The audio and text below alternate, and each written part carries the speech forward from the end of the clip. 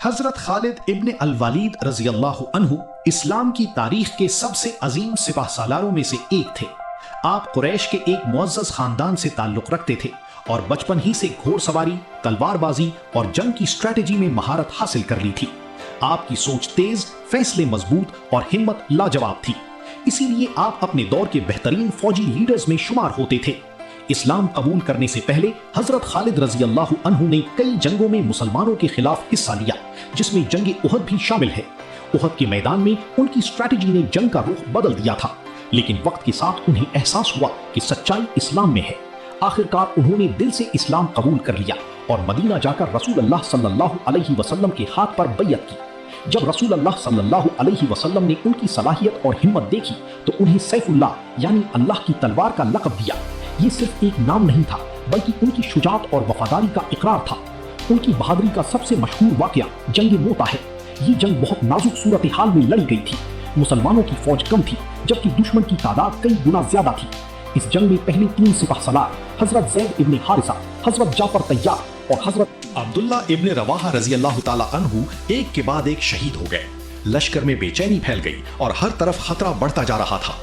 ایسے مشکل وقت میں حضرت خالد رضی اللہ تعالی عنہ نے ذمہ داری سنبھالی۔ یہ کوئی عام فیصلہ نہیں تھا، کیونکہ ہر طرف دشمن کا دباؤ تھا اور فوج کا حوصلہ کم ہو رہا تھا۔ لیکن حضرت خالد رضی اللہ تعالی عنہ نے اپنی ہمت اور عقل کا ثبوت دیا۔ انہوں نے فوراً جنگ کی اسٹریٹجی بدلی۔ رات کے وقت انہوں نے فوج کی صفوں کو تبدیل کر دیا، آگے والوں کو پیچھے اور پیچھے والوں کو آگے کر دیا۔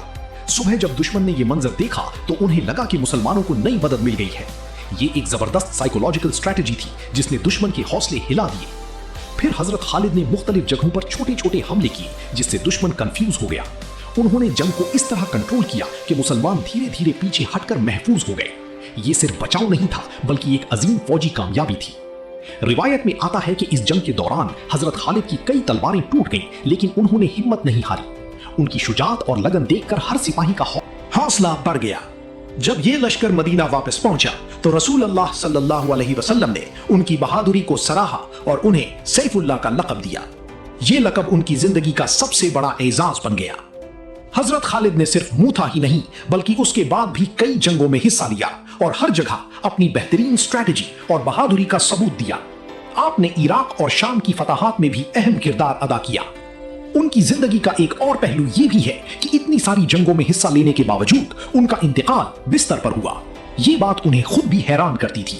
وہ فرماتے تھے کہ ان کے جسم پر تلوار اور تیروں کے نشان ہیں، لیکن پھر بھی وہ شہادت حاصل نہ کر سکے۔ اس سے ان کی اللہ کے لیے محبت اور جذبہ ظاہر ہوتا ہے۔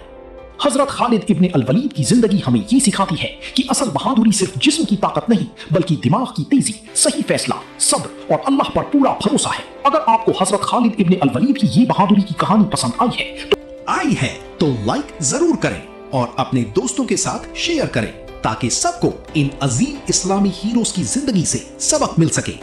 ایسی اور دلچسپ اسلامی کہانیوں کے لیے چینل کو سبسکرائب کریں اور بیل آئیکن پریس کریں، تاکہ ہر نئی ویڈیو سب سے پہلے آپ تک پہنچے۔ کامنٹ میں ضرور بتائیں آپ کو ان میں سب سے زیادہ بہادر کون لگتا ہے۔